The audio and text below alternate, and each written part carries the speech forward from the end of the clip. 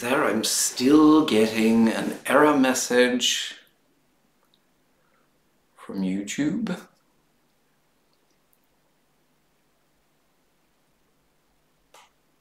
Okay, but now I can see myself in the control window being broadcast. So maybe I'll just ignore the message that the video speed isn't high enough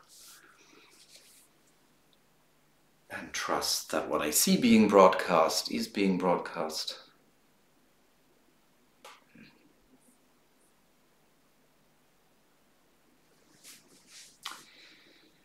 Well, welcome to this last meeting on the topic of the life we miss. Let's see how we use this energy of the moment to get into precisely what can counter that in any moment of our lives, that sixth depth core energy, the core of who I am, the core of my physical body, the core of my aliveness, the part. I was going to say the part that doesn't get concerned, but I mean something maybe more along the lines of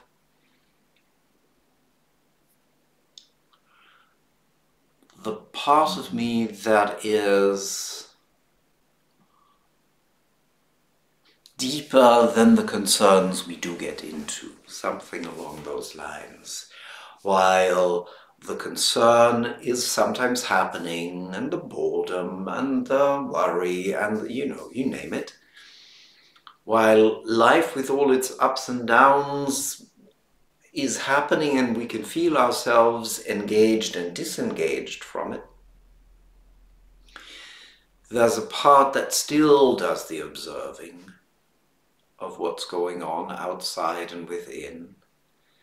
There's a part that still does the living, that still stays with what's going on.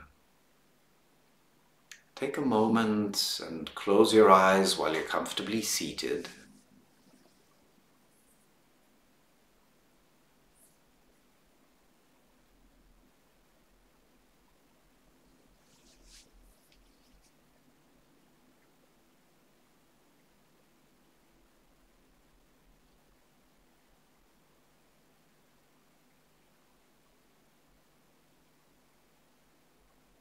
And with your eyes closed, allow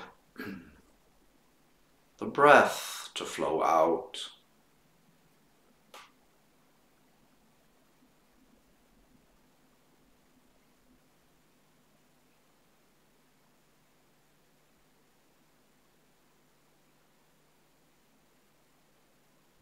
Chances are you've joined one of these before, one of these Jin-Shin-Jitsu sessions, and have heard to simply allow the exhalation to be as complete as it possibly can in this moment.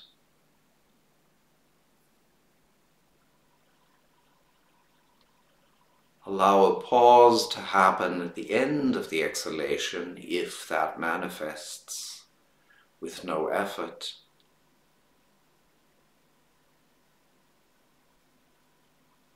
And then allow yourself to just receive the breath.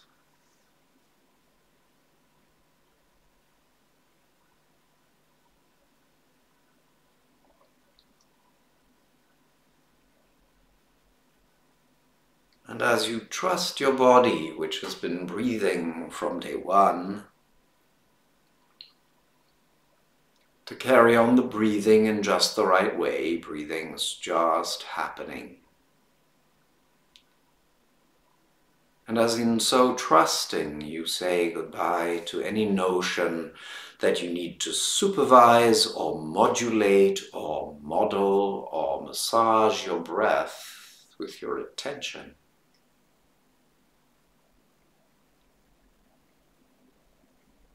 As breath simply happens by itself, go to the core that is aware of breath just happening.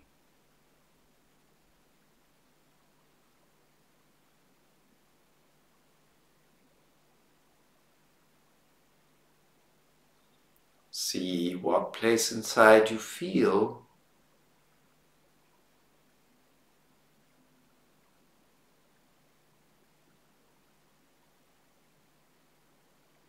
It may be a very specific, physical, embodied place. It may be a place you cannot so clearly localize in your body, but nonetheless feel clearly as a location in your being, so to speak.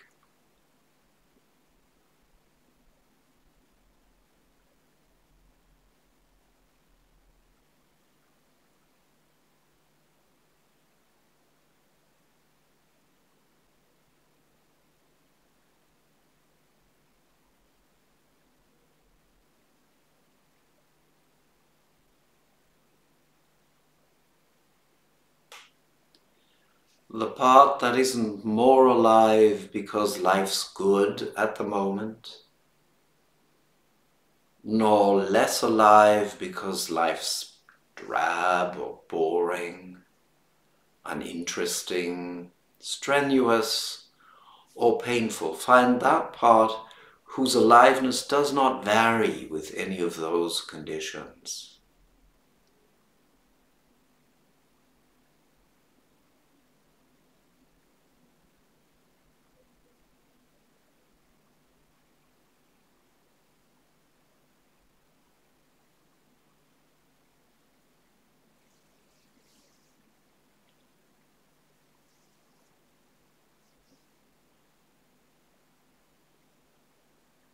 So, if you find a part of yourself that fires up and lights up every time that life is exciting, honor that part. It's a wonderful part of your aliveness. It's not what we are looking for right now.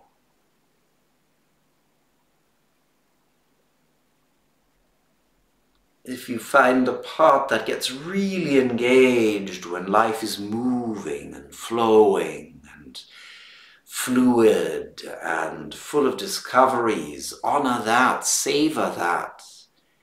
Know how rich and important that is. And then let it continue on its journey and know it's not what you're looking for right now.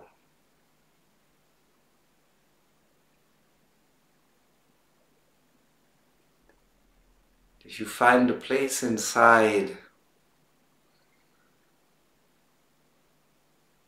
that really blossoms when life feels wide and ample and expansive and full of spring flowers and new things and pink beauty,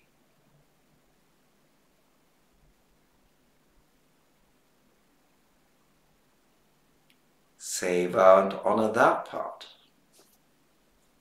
knowing without a doubt just how beautiful, rich, precious, and important that is.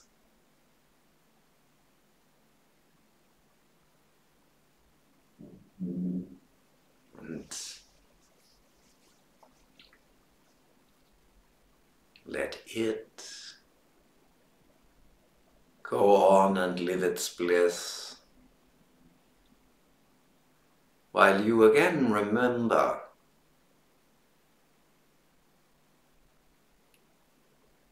that this is not what you're looking for right now. Are you feeling the part that has been equally able to perceive and then let go each one of those three?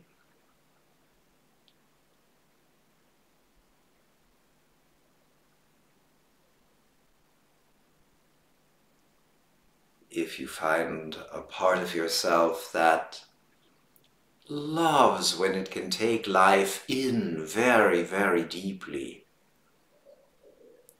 let life get deep inside of you and change who you find yourself to be. The part that gets all excited about that, all moved by that, all vivified and enlivened by that. Savor it for a moment or two.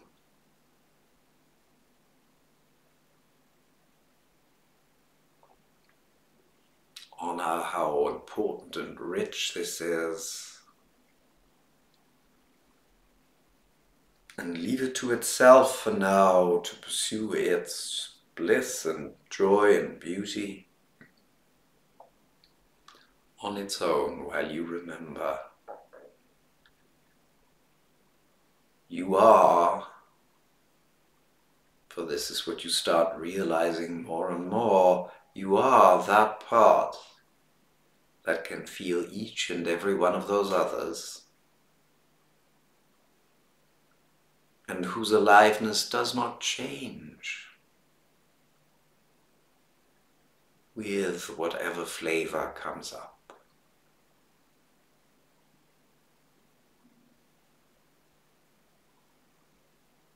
A child blooms and vibrates when they can be a child. An adolescent is in their greatest bliss when they can be the adolescent, growing into the adult they'll one day be while still knowing the child they're just growing out of being.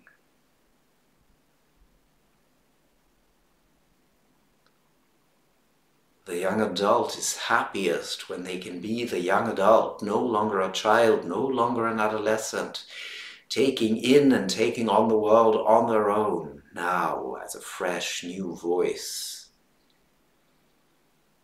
Happily looking back and no longer being a child, and sometimes a bit scornfully or at least impatiently looking at who and what is older, and eager to put their own in there.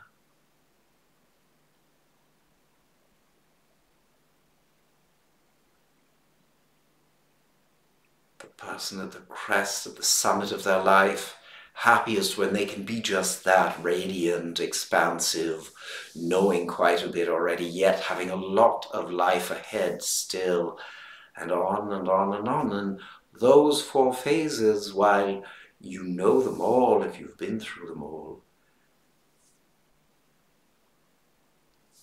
they are very real, very important. They have their own flavors, and with those flavors come their preferences. And there's a part of you that's come along through all these stages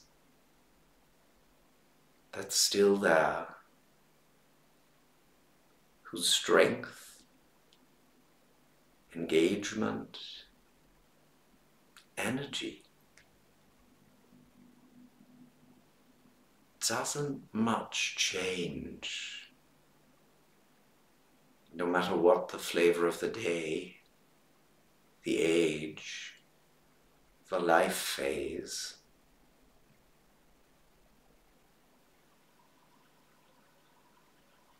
And yet in every age,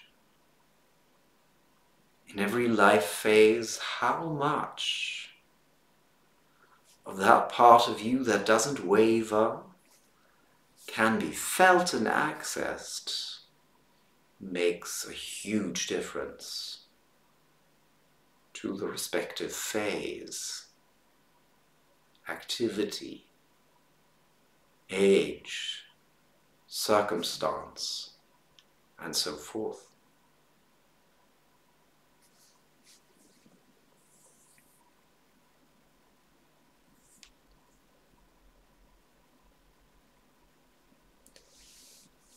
Now, if you find a place inside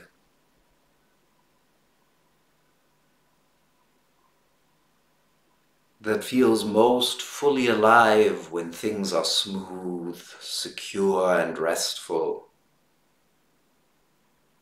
nourishing and reliable, do savor that quality so essential to human existence.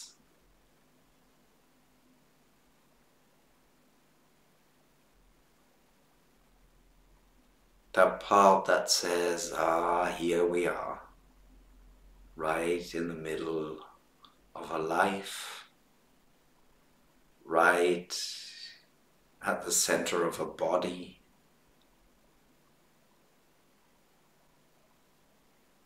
right in the context of time.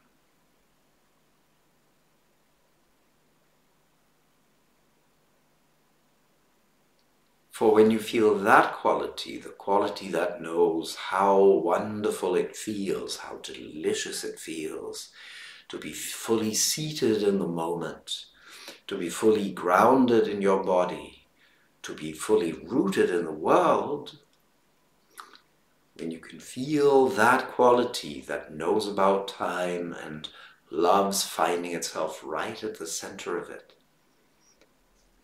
you are preparing the nest for the part that doesn't much care about time. If you feel that quality, we have come to know as first depth, the part that absolutely delights in things being earthy and reliable and nurturing and carrying, so much so that you're not worried about what will carry you, but feeling carried, but what is carrying you. Then the timeless notion of, oh, and by the way, it's still me. Oh, and here I am still. Oh, and here I am always. Oh, and it's me, by the way. Lets you experience first depth and sixth depth, your periphery, skin, surface, body, earth, self, and your core fire at the same time. And that is the full bliss of being alive.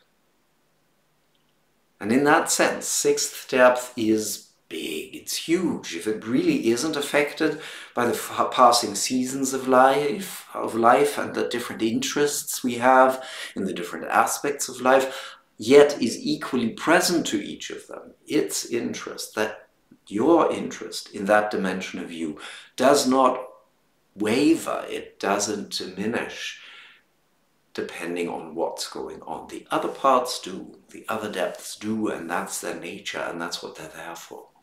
They are each to be the advocate of their particular interest in you.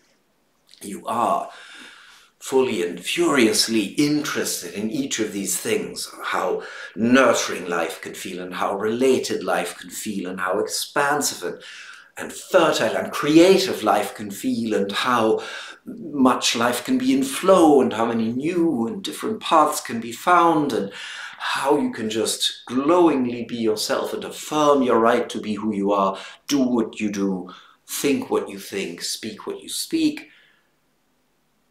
And while each of those 5 advocates is absolutely right to be passionately partial to their part of the full scope of the life that we miss when, while we remember that's the way it was meant, we're not feeling it.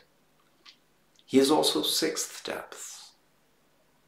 Not so much interested in one of them only as equally present to all of them. Big in the sense that it doesn't waver from them, it doesn't forget, it's still me, even when things go differently than they'd been planned. It's still me, even when things are withering and wilting and my physical, mental, or other strengths or my luck are fading. So it's big and it's small. It's fiery and it's modest all at once. Somewhere inside, there is a quiet pulse of perfect harmony that cannot be destroyed. I love this very beautiful sentence by Mary Burmeister, but only when we don't use it as a fake consolation that comes from the mind, when we don't use it to say, ah, yeah, but, somewhere inside. Skip the but about this. Yeah, but, you know, somewhere there is sixth depth. It's not but. And somewhere inside, there's the part of me, the very real, the very experienceable part of me that notices what the aliveness of success feels like, what that same aliveness feels like in moments of perceived failure, growth, of decline, etc., etc. That sense that doesn't change with changing circumstance. That is sixth depth, which can be experienced in micro portions in every living instant. Make it a practice. Make it a practice in the real and concrete sense that when something is very much not going your way, or even, but you're likely to be fully absorbed when that happens, even if something is deeply satisfying, maybe you can have a moment, a split second, to realize, all right, and who and what is having this experience? Who and what is experiencing? Where's the part that doesn't, that can be with this too and doesn't waver with the intensity, the coloring, the pleasantness or unpleasantness of this experience now. This was, as always, an unforeseen feeling exercise, one that took its own road. They always do. And that's particularly the case when the technical friends and helpers here seem to have a mind of their own. So the control window is still telling me we don't have enough data volume, but at the same time it seems to run just fine. But I enjoy giving these presentations for the simple reason that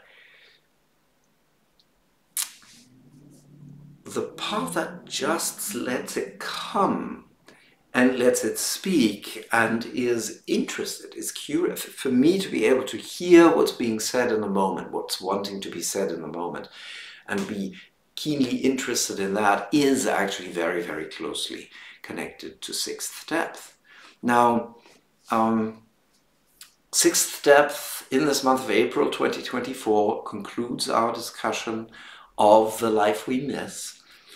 The Life We Miss is an online course that will remain available for purchase with lifetime access. For those who are currently members of the online study circle, you will soon be receiving an email from me to let you know what happens after your final April payment is processed, what it would take for you to acquire lifetime access to this. It'll be an easy enough process, trust me, and you'll be hearing about that soon. And everybody already take note that on July the 1st, 2nd, 3rd, 4th and 5th, we will be looking at our 5 fingers and the corresponding safety energy locks. So 5 days of 2 hours of live video each. Those video calls will all be recorded, they will be uploaded. That course, which you can follow as it's being broadcast every day or watch later at your convenience, will, when you purchase it, remain accessible for you for 5 months. So 5 days, which after they're over, can be watched as recordings for the next 5 months. All right. That's the next project, the fingers and their safety energy locks. I'll be sending out newsletters and infos and make short YouTube videos announcing this already between now and July. Do sign up for the newsletter here. That chart will come again at the end. But now it's time to answer some questions by our members. First is feedback and question by Taj. Hello Matthias, this is to acknowledge the Piscean end of an era of 61 months of continuous video courses from you. I wish I had responded to this email early enough, Taj, to ask you just what you mean by Piscean end. You put it in parentheses. I just took it to go with season, but that's actually, we're out of Pisces, we're into Aries, of course, so that can't be what you mean, maybe you mean the smooth, fading out of it or something. I have so enjoyed the leisurely yet intense monthly experience of learning Jitsu's data at a digestible rate and taking that data from an understanding in the head to an experience in the body. Thank you for saying that. That means the world to me, because that's exactly what I'm after with this teaching format, and why I think it's so important to be able to return to the exercises in the videos as an experience. You know, information, once you've integrated it, if your memory is decent, will pretty much stay the same. Of course, we forget details, etc., but the purely cognitive part of things is, let's say, concludable. I mean, you can, if you're an efficient enough learner or trained to become one, you know, you can know your stuff. So you can know stuff by heart. But healing, of course, involves the whole person, and genuine healing work would have to always see the practitioner, the healing practitioner, evolve in their own relationship to themselves and life in the world. So taking it inside, where as experience, it's always new, it's always fresh. Something feels familiar, and yet as I go through the experience again, it's fresh somehow. That just takes it to a different level. And thank you for getting that. As I contemplate moving forward, I'm so grateful to have the recordings, especially the feeling exercises and meditations. These two are, for me, a valuable addition to the many offerings from Mary Burmeister, giving me a very rich self-help life. This month, I've gone back to some organ function energy course material, delighted by the nuances I had missed or forgotten. I entered the era in the middle of the organ function energy, meaning Taj joined the program as an ongoing program at that time. Thus looking forward to catching up with year 1, year 2 and part 3. Again grateful that there are recordings I can purchase. So year 1, year 2 and part 3, those were the first 33 months of looking at, so who really is Trinity energy? Who really is the main central? Who really is the supervisor? Who, not what, not where? Who really is mediator? And then who really is first depth? And then who really is safety energy lock number 1, number 2, number 3, number 4, which are all born in first depth. Then, so who really is second depth? And then number 5, 6, etc. to 15, which are all born in second depth. And so month after month, for 33 months, we discover Trinity energy, so-called Trinity energy, that 3 in 1, which then in the following months are examined individually as main central, supervisors, mediators. Then come a depth, then each of that depth safety energy locks, then the next depth, each of that depth safety energy lock, and so until the last depth, and then last safety energy locks. That's available and will be, I trust, for a long time. And of course, I'm very much looking forward to the 5-day Fingers and Safety Energy Lock course in July. Been traveling, so I've only listened to this month's course during a layover in Denver, meaning nothing to report or question yet. However, I am curious. Oh, and before I read on to Taj's point of curiosity, let me just come back briefly to the content of the Finger Safety Energy Lock course. The foundation of it is simple. In Jitsu, we are taught that each finger harmonizes 5 safety energy locks. And it's not, you will probably not be surprised to find 1, 2, 3, 4, 5, and then 6, 7, 8, 9, 10. Instead, it's 1, 9, 16, 19, 21 for the thumb, 5, 8, 10, 11, 22 for the index finger, 3, 6, 12, 13, and 25 for the middle finger, 2, 4, 6, 14, 17, 2, 4, 7, 14, 17 for the ring finger, and 15, 18, 23, 24. I just skipped one on the little finger.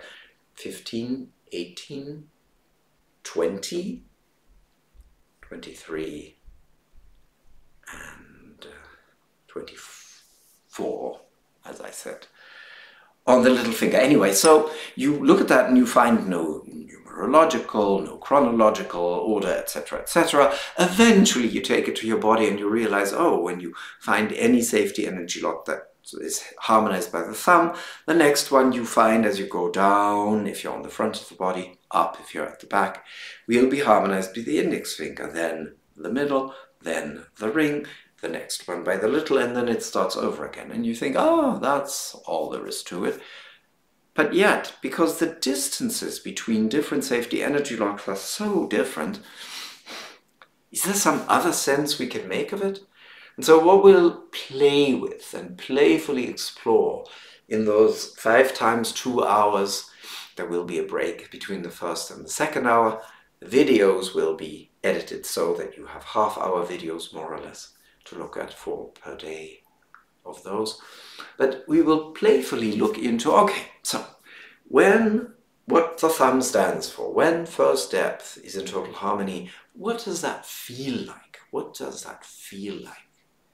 And when number 1 is fully in harmony, when I am oneing, as it were, what does that actually feel like? And is there a commonality between what it feels like to have firm ground to stand on and to have no hesitation to say yes to life? Is there a commonality? That's what we'll explore for the finger and then each of its 5 safety energy locks. So that's that journey, which I've already done in German. It was a year ago, if I'm not mistaken. And it was great fun, and I'm certainly very much looking forward to it. And now back to Taj's question, because that's on a completely different area. I'm curious, she says, with your variety of experience with an assortment of programs designed to unfold the full human potential, what is the niche that some people say, that Jinshin Jyutsu fills that is unique from the other areas you have experienced? And in what way is Jinshin Jyutsu complete and not complete? Right, so that's a very, very interesting question. How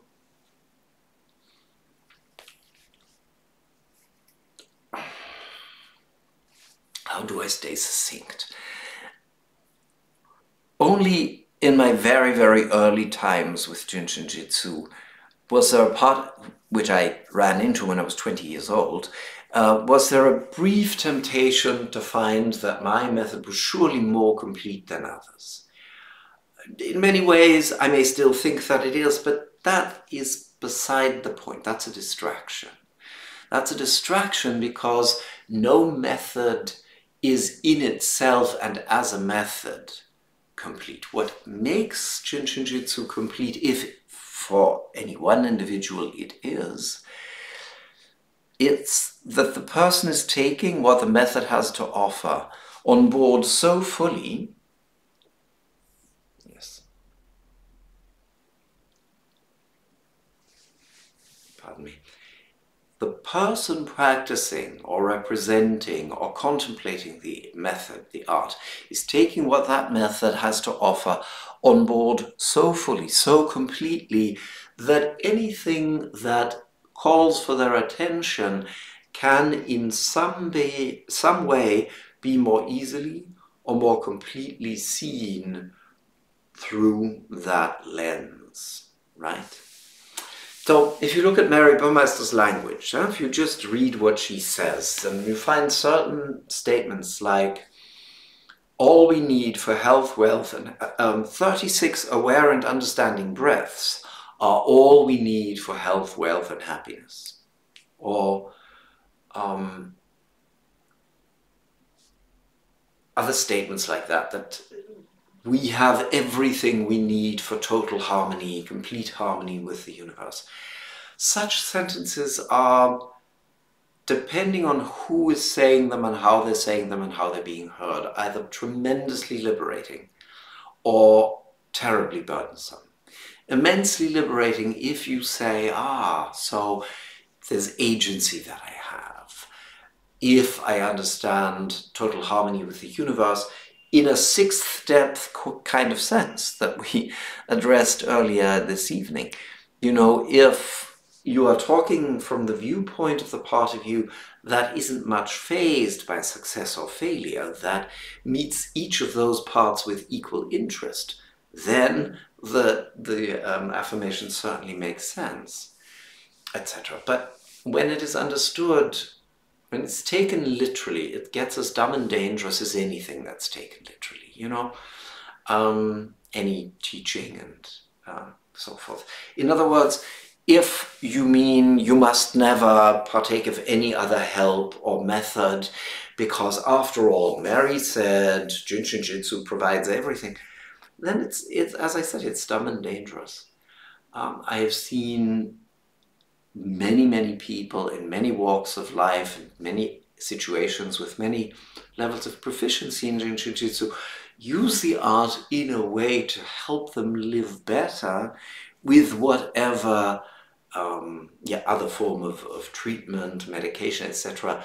they chose to receive or absence thereof. You know, the best I have seen Jinshin Jitsu perform, while I've certainly seen it work very effectively and efficiently on easing or even dispelling people's physical ailments and pains and troubles, the most brilliant work I've seen it do is with allowing people a greater degree of feeling they are in exactly the right place with their life. So rather than Jinshin Jitsu being the club I must be faithful to and I must do only this and not that wicked stuff over there, in the sense that it opens the big container, in the sense that any practitioner of the art understands that given a name, you know, the art of universal aliveness through conscious and sentient and compassionate human being, if that is truly what you make it in your practice, then I guess, then it is complete. A question I won't and can't address is, it's good for these types of things and for those types of things you'd better.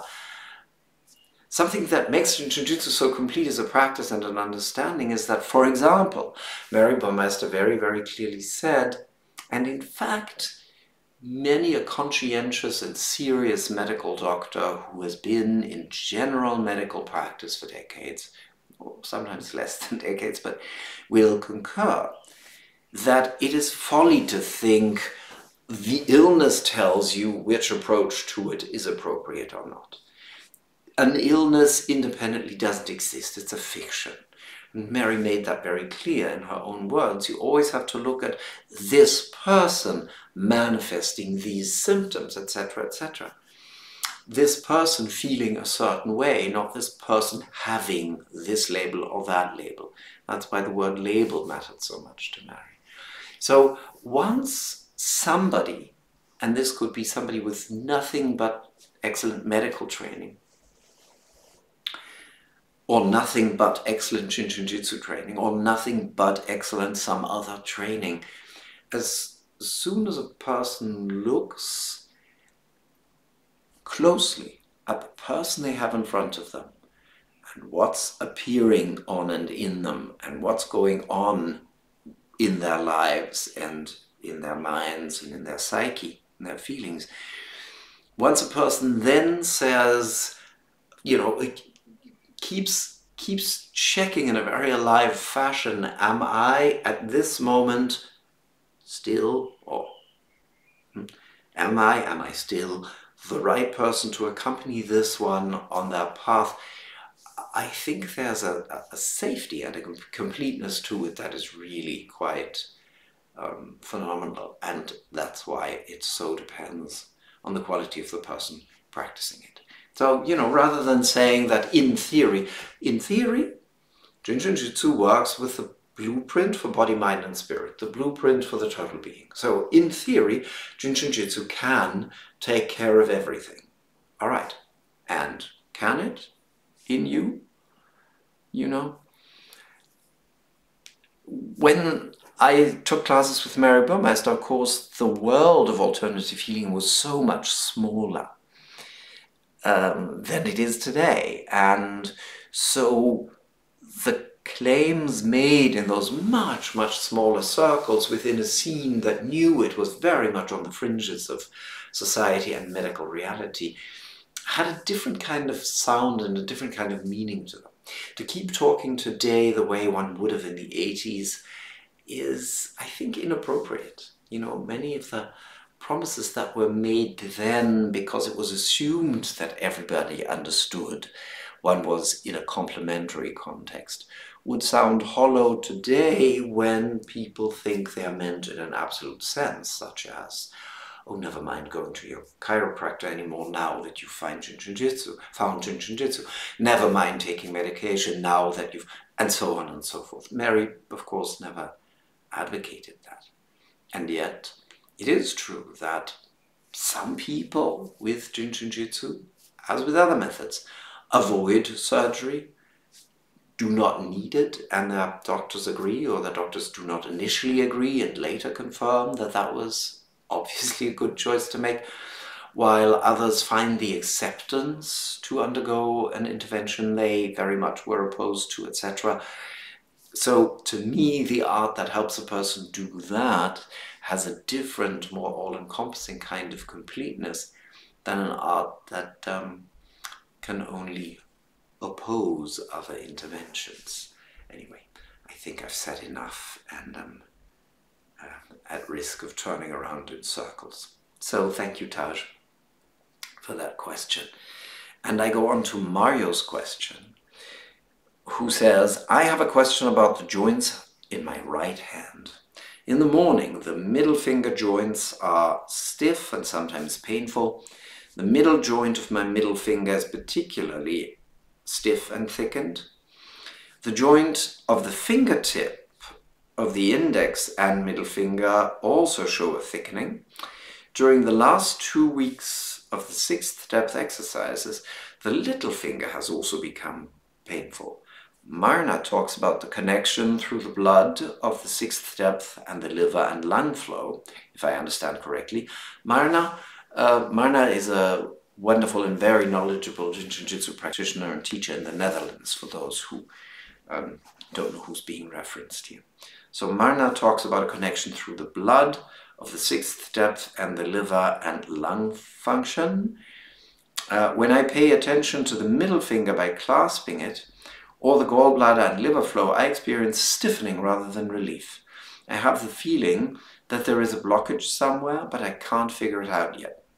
I also notice in my body that the 6th depth at the moment is a step too far. The exercise of the 5th gives space and strength to my body. Those of the 6th seem to undo this progress, especially in the back. So I won't go into what the exercises for 6th depth in the study circle are, that Mario's referring to, or in the live room is, because the feeling exercise we did today is very, very different from the other ones. So maybe, Mario, you'll find that this exercise, you know, looking for what's the aliveness that's sort of bigger than any of the individual expressions, felt different and is helpful and accessible. And then again, maybe not. So then staying with the smaller bits, staying with, for example, 5th depth, is good. It's just as valid. You know, 6th depth will still be there when you're ready to return to it. Hopefully this story is understandable and you can say something about it tonight, which for me may be the missing link. Thank you in advance and see you tonight.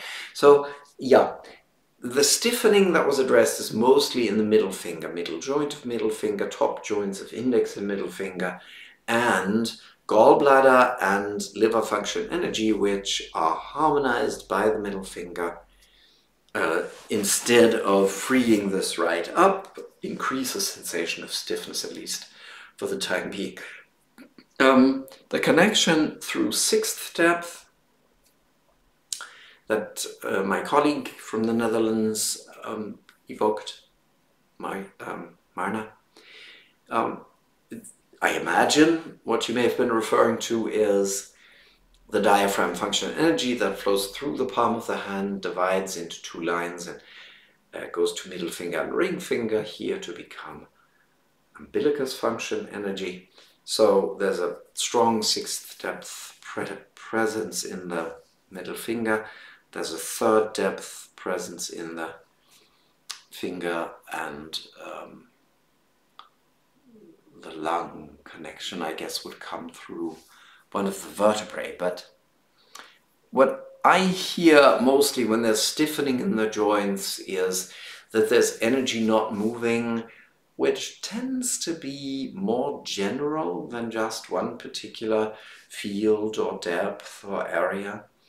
So middle finger being third depth, joint movability in general, being third depth as well, liver flow in particular being called the oil can for the body. Third depth, the expansiveness, the greenness of, how green is, not was, my valley. Yeah, how expansive does life feel to me, how full of growth, and how much of the movement that I desire can I actually then experience, and conversely, how much of the movement that I am putting myself through, or my life is putting myself through right now, actually feels like movement I desire. So again, both of those perspectives, how much of the movement and expansion and movability and change and changeability that my heart desires can I actually presently live? That's a real third depth question. How good care of myself can I actually take? Which leads to the next question. How much of the movement life and myself are putting me through is movement I actually desire? And how much of the movement, the activity, the action I am putting myself through is instead what I think decent people ought to, or I should, or need to, or have to perform? So how free is the life of me flowing through me? I find that a very, very useful question, not to answer on the mental level, but to feel into and to free up. For that, which is a third depth question, there is a third depth special flow that those of you who have taken a 5-day class would know, where you place your right hand on the inside of your ankle, under the ankle bone, between ankle bone and heel, and you put your left hand on the outside of the ankle. And I didn't say which ankle, because it would be this if you're doing it on the right foot, and it would be the same, right foot on the inside, left foot on the outside, if it's the left foot that you're holding. So always right hand on the inside, on the 5, for those who know the energy locks, and left hand on the outside, the 16. That tends to soften energy flow, soften hardened energy conditions in the body, stagnations in joints, and so forth. And with number 5, it reawakens our tender curiosity for life and all it has to offer. While with 16, at the outside of the ankle, it breaks up all the false limitations we have put on our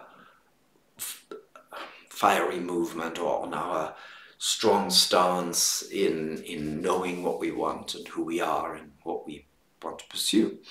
So that would be one I would advise you to hold for as long as it feels good. Maybe hold it 20 minutes at a time. I'm sitting cross-legged, which is easy and comfortable for me. And so I could do this easily for 20 minutes while feeling into it closely and not doing anything else. For other people, this may not be so easy. For many people, it's feasible to put the foot on the opposite thigh or knee and hold it then, at least for a few minutes. So that's one part. The other part that I would advise you to really be, I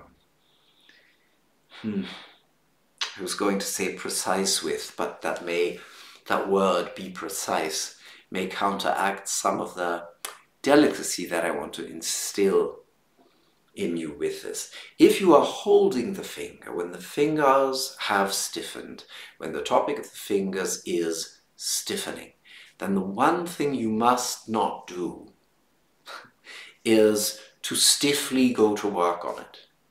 All right? Do you know what I mean by that? I mean by that, if I say, this is hardening, that's not good, I must hold it and make sure I hold it the right way so this goes away. Hold fingertips first, please, and hold them ever so lightly. Hold them ever so lightly. You know, hold them the way you would hold the hand of a child who would love to walk across that tree trunk. They're a small child, the tree trunk is this high off the ground, not scary for you as an adult. Oh, sorry, you can't see this high. Yeah, so, but for a small child whose legs are less long than this is high, that's a scary height. Now, if you are there and you're absolutely fine with a child not walking across that tree trunk, and you're perfectly available to help that child cross that tree trunk, and you would reach your hand out and that tiny little child's hand would rest on your hand with almost no weight. That's how you would do it. If, God forbid, heaven forbid, you clasp that child's hand and say, I have you, you're safe with me, you're reinforcing the child's fear. Because the child will then have confirmation through your touch that yes, life is dangerous and one must hold on and we'll work on this, we'll get you across that trunk, and you will get the child across that trunk, likely, but the child's fear will have been confirmed. So, back to the finger and why I used that example, or why that example came to me. If my body is already stiffening, already saying, aliveness isn't flowing as freely here as the core of me has always dreamed it ought to, then setting firmly and stiffly to work on that, saying, but I will get to the bottom of this with Jin-Jin-Jitsu, is exactly the wrong approach. That's more of the same energy. That's more of the same energy of not helpful. So the lightest touch on the fingertips, all of them, because that invites the energy to fully circulate through the fingers, and then hold the actual joints themselves. And whether you start with the joints that are concerned, or after holding the fingertips like this, yeah, so that's the top digit. Maybe you'll start with the bottom joints first, all bottom joints perhaps, then go to all middle joints, and then go to all top joints, yeah? So do something light like that. And if you meet with friends every now and then to exchange sessions, get them to do a finger-toe flow on you. I'm not much of a fan of trying finger-toe flows on oneself, you know, as in place your hand on your foot and use the other hand to hold a finger and an opposite toe at once. To me, that just flows that are not easy and fun to do on myself systematically are flows for which I seek to meet with other people who can perform the flow on me. Because there are so many alternatives that can be easily performed on ourselves and that are joyous to do and that reinforce the message, that we have pretty much all we need for total harmony within ourselves at our disposal. And that means we don't have to bend over backwards for it, etc., etc. But the other very positive message that it's worth repeating through experience is, as a human being, you're equipped with pretty much everything you need, and as a human being, you do not need to go it alone. You are not alone. We are programmed by evolution to share and do things together with social beings. So, if you have friends doing a finger-toe flow on you, maybe remind them to do the same thing with your whole finger, that I invited you to do with your fingertip, the lightest hold.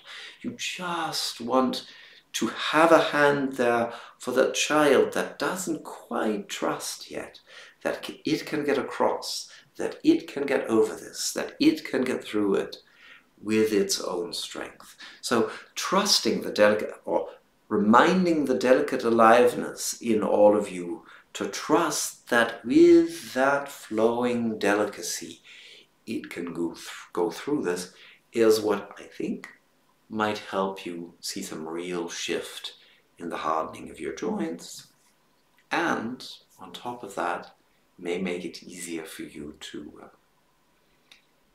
enjoy sixth depth in all the exercises, including the one you discovered today, but also the ones that are in the course. And with that, I thank everybody who was here today. Thank you for your questions. Thank you for your participation. Thank you for your curiosity. Do keep playing with today's exercise and check out The Life We Miss through this link on the page you see referenced here, e-learning.matthiasjsj.de, where you can also sign up for my newsletter if you haven't yet, and you'll be hearing from me soon with more about the July course.